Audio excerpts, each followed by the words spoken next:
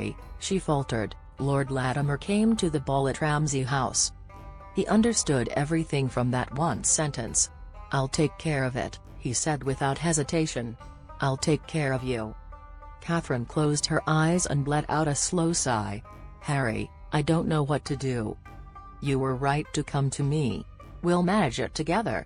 Harry raised his head and glanced at Leo. "Presumably Kat has told you about Latimer." Leo looked grim. "Believe me, had I known anything about the situation before, he wouldn't have gotten anywhere near her." Harry kept Catherine in the crook of his arm as he turned to face Leo fully. Why was the bastard invited to Ramsay House in the first place? His family was invited as a courtesy befitting their social position in Hampshire. He came in their stead. After he tried to force himself on Marks, I booted him from the premises. He won't be returning. Harry's eyes gleamed dangerously. "I'll put a word in the right ear. By tomorrow evening he'll wish he were dead." Catherine felt a nervous pang in her stomach. Harry was a man of extensive influence. As well as his hotel dealings, he had access to a great quantity of highly confidential and valuable information. What Harry kept in his head could probably have been used to start wars, fell kingdoms, destroy families, and dismantle the British financial system. "No, Harry," Poppy said.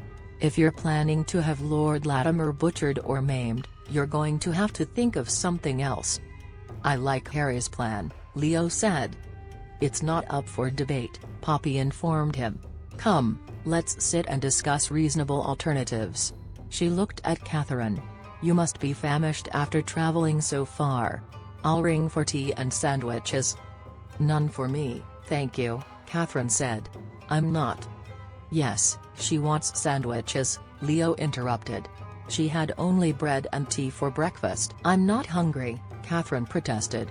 He answered her annoyed glance with an implacable one. It was a new experience, having someone care about the mundane details of her welfare, having him notice what she'd eaten for breakfast. She examined the feeling, tested it, and found it strangely alluring, even as she resisted the idea of being told what to do. The small interaction was similar to 1,000 instances she had seen between Cam and Amelia, or Maripin and Wynne, the way they occasionally fussed over each other, cared for each other. After tea was sent for, Poppy returned to the private parlour. Sitting beside Catherine on the velvet-covered settee, Poppy said, "Tell us what happened, dear. Did Lord Latimer approach you early in the evening?" "No, the ball had been underway for some time." Catherine relayed the events of the evening in a matter-of-fact manner, her hands clenched in her lap. "The problem is," she said, "that no matter how we try to keep Lord Latimer quiet about the past, he will make it public. A scandal is coming, and nothing will stop it. The best way to throw water on the flames is for me to disappear again." "A new name, a new identity?" Harry asked, and shook his head. "You can't run forever, Kat. We'll stand and confront it this time, together as we should have done years ago." He pinched the bridge of his nose, turning various options over in his mind. "I'll start by acknowledging you publicly as my sister." Catherine felt herself turn ashen. People would be ravenously curious when they learned that the mysterious Harry Rutledge had a long-lost sister. She was fairly certain she wouldn't be able to bear the scrutiny and the questions. "People would recognize me as the Hathaways' governess," she said in a suffocated voice. "They would ask why the sister of a wealthy hotelier would have accepted such a position. They'll make of it what they will," Harry said. "It won't reflect well on you." Leo spoke dryly. "With your brother's associations, Marks, he's accustomed to unflattering rumors." The familiar way he had addressed her caused Harry's eyes to narrow. "I find it interesting," he said to Catherine, "that you came to London with Ramsay as your travelling companion. When was it decided that the two of you would depart together? And what hour did you leave last night, to reach London by noon?" All the colour that had left Catherine's face earlier now came rushing back at a surplus. He. She glanced at Leo, who had adopted an expression of innocent interest, as if he too wanted to hear her explanation. "I left by myself yesterday morning," she managed to say, dragging her gaze back to Harry. Harry leaned forward, a scowl gathering on his face. "Yesterday morning? Where did you spend the night?" She lifted her chin and tried to sound matter-of-fact. "A coaching inn. Do you have any idea how dangerous those places are for a woman alone? Have you taken leave of your senses? When I think of what could have happened to you." "She wasn't alone," Leo said. Harry stared at him incredulously. It was one of those silences that was far more eloquent than words. One could almost see Harry's brain working like the elaborate mechanisms he liked to construct in his spare time. One could also see the moment at which he reached an accurate and highly unwelcome conclusion. Harry spoke to Leo in a tone that chilled Catherine to the bone. "Even you wouldn't take advantage of a frightened and vulnerable woman who had just suffered an upheaval." "You've never given a damn about her," Leo replied. "Why should you start now?" Harry rose to his feet, his fists clenched. "Oh, dear," Poppy murmured. "Harry. Did you share a room with her?" Harry demanded of Leo. "A bed? That's none of your bloody business, is it? It is when it's my sister and you were supposed to be protecting her, not molesting her." "Harry," Catherine broke in, "he didn't."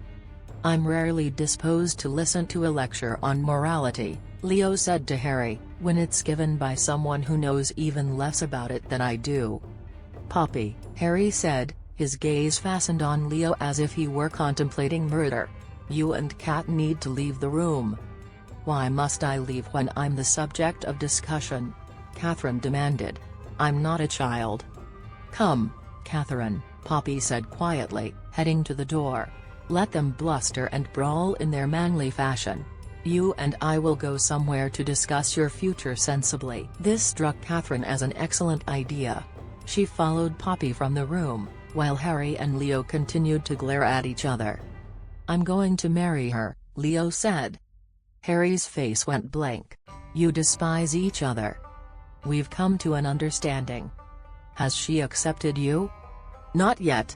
She wants to discuss it with you first." "Thank God. Because I'll tell her that it's the worst idea I've ever heard." Leo arched a brow. "You doubt I could protect her?" "I doubt you could keep from murdering each other. I doubt she could ever be happy in such volatile circumstances. I doubt—" "No, I won't bother listing all my concerns, it would take too bloody long." Harry's eyes were ice cold. "The answer is no, Ramsay. I'll do what is necessary to take care of Kat. You can return to Hampshire." "I'm afraid it won't be that easy to get rid of me," Leo said. "Perhaps you didn't notice that I haven't asked for your permission. There is no choice. Certain things have happened that can't be undone. Do you understand?" He saw from Harry's expression that only a few fragile constraints stood between him and certain death. "You seduced her deliberately," Harry managed to say. "Would you be happier if I claimed it was an accident?" "The only thing that would make me happy is to weight you with rocks and toss you into the Thames." "I understand. I even sympathize. I can't imagine what it would be like to face a man who's compromised your sister, how difficult it would be to keep from murdering him on the spot." "Oh, but wait." Leo tapped a forefinger thoughtfully on his chin. "I can imagine. Because I went through it 2 bloody months ago." Harry's eyes narrowed. "That wasn't the same. Your sister was still a virgin when I married her." Leo gave him an unrepentant glance. "When I compromise a woman, I do it properly. That does it," Harry muttered, leaping for his throat. They crashed to the floor, rolling and grappling. Although Harry managed to slam Leo's head on the floor, the thick carpet absorbed most of the impact. Harry sought a chokehold, but Leo ducked his chin and wrenched free. They rolled twice, exchanging blows, aiming for the throat, the kidneys, the solar plexus, in the kind of fight that usually took place in East End slum alleys. "You won't win this one, Rutledge," Leo panted as they broke apart and lurched to their feet. "I'm not one of your prick-me-dainty fencing partners." He dodged a hard right and took a jab of his own. "I've fought my way in and out of every gaming hell and tavern in London." He faked a jab with his left and followed with a swift right hook, making a satisfying impact with Harry's jaw. And aside from all that, I live with Maripin, who has a left uppercut like a kick from a mule. Do you ever stop talking?" Harry threw a counterpunch and stepped back before Leo could retaliate. "It's called communication. You ought to try it sometime." Exasperated, Leo dropped his guard and stood there undefended. "Especially with your sister. Have you ever bothered to listen to her? Damn it, man, she came to London hoping for some kind of brotherly counsel or consolation, and the first thing you do is send her from the room." Harry's fists lowered. He pinned Leo with a damning glare, but when he spoke, his voice was heavy with self-condemnation. "I've failed her for years. Do you think I'm unaware of all that I could have done for her but didn't? I'll do anything possible to atone. But damn you, Ramsay, the last thing she needed in this situation was for her innocence to be taken when she couldn't defend herself. It's exactly what she needed." Harry shook his head in disbelief. "Damn you." He scrubbed a hand through his black hair, and gave a peculiar strangled laugh. "I hate arguing with a Hathaway. You all say something lunatic as if it's perfectly logical. Is it too early for brandy?" "Not at all. I'm feeling far too sober for this conversation." Harry went to a sideboard and pulled out 2 glasses. "While I pour," he said, "you can explain why being deflowered by you was so bloody beneficial to my sister." Shrugging out of his coat, Leo draped it over the back of his chair and sat. "Marks has been isolated and alone for much too long." "She hasn't been alone, she's been living with the Hathaways." "Even so, she's stayed at the edges of the family with her nose pressed against the window, like some Dickensian orphan. A false name, drab clothes, dyed hair, she's concealed her identity for so long that she hardly knows who she is. But the real Catherine emerges when she's with me. We've gotten beneath each other's guards. We speak the same language, if you take my meaning." Leo paused, staring into the glowing swirl of his brandy. "Marks is a contradictory woman, and yet the more I know her, the more the contradictions make sense. She's spent too long in the shadows. No matter how she tries to convince herself otherwise, she wants to belong somewhere, with someone. And yes, she wants a man in her bed. Me in particular." Taking the brandy that Harry handed to him, Leo tossed back a swallow. "She'll thrive with me. Not because I'm a stellar example of virtuous manhood, nor have I ever claimed to be. But I'm right for her. I'm not cowed by her sharp tongue, and she can't outmaneuver me. And she knows it." Harry sat nearby and drank his own brandy. He watched Leo pensively, on one level trying to assess his sincerity, on another judging his veracity. "What would you get from this arrangement?" he asked quietly. "As I understand, you need to marry and sire a child rather soon. If Cat doesn't succeed in bearing a son, the Hathaways will lose Ramsay House. We've survived many things far worse than losing a bloody house. I'll marry Marks and take the risk." "Perhaps you're testing the waters," Harry said, his face expressionless. "Trying to determine if she's fertile before you marry her." Instantly offended, Leo forced himself to remember that he was dealing with the legitimate concern of a brother for a sister. "I don't give a damn if she's fertile or not," he said evenly. "If it will settle your concerns, we'll wait however long it will take to make the copyhold clause irrelevant. I want her regardless." "And what about what Cat wants?" "That's up to her. As for dealing with Latimer, I've already made him aware that I have leverage against him. I'll use it if he starts to make trouble. But the best protection I can offer her is my name." Finishing his brandy, Leo set the empty snifter aside. "What do you know of this grandmother and aunt?" "The old crone died not long ago. The aunt, Althea Hutchins, runs the place now. I sent my assistant Valentine to take inventory of the situation, and he returned looking somewhat sickened. Apparently in a bid to revive business, Mrs. Hutchins turned it into a whipping brothel, where any number of depravities are catered to. The unfortunate women who work there are usually too well worn to be employed at other brothels." Harry finished his brandy. "It seems the aunt is ailing, most likely from some untreated body house disease." Leo looked at him alertly. "Have you told Marks?" No, she's never asked. I don't believe she wants to know. She's afraid, Leo said quietly. Of what? Of what nearly became of her. Of things Althea said to her. Such as? Leo shook his head. She told me in confidence. He smiled faintly at Harry's obvious annoyance. You've known her for years, Rutledge. What in God's name did you talk about when you were together? Duxes? The weather? He stood and picked up his coat. If you'll excuse me, I'm going to arrange for a room. Harry frowned. Here? Yes, where else? What about the terrace you usually lease? Closed away for the summer. But even if it weren't, I'd still stay here. Leo smiled slightly. Consider it yet another chance to experience the joys of a close family. Advertisement dash. It was a far greater joy when the family stayed in bloody Hampshire, Harry said as Leo left the apartment. Harry was right about something, Poppy told Catherine as they walked through the gardens at the back of the hotel.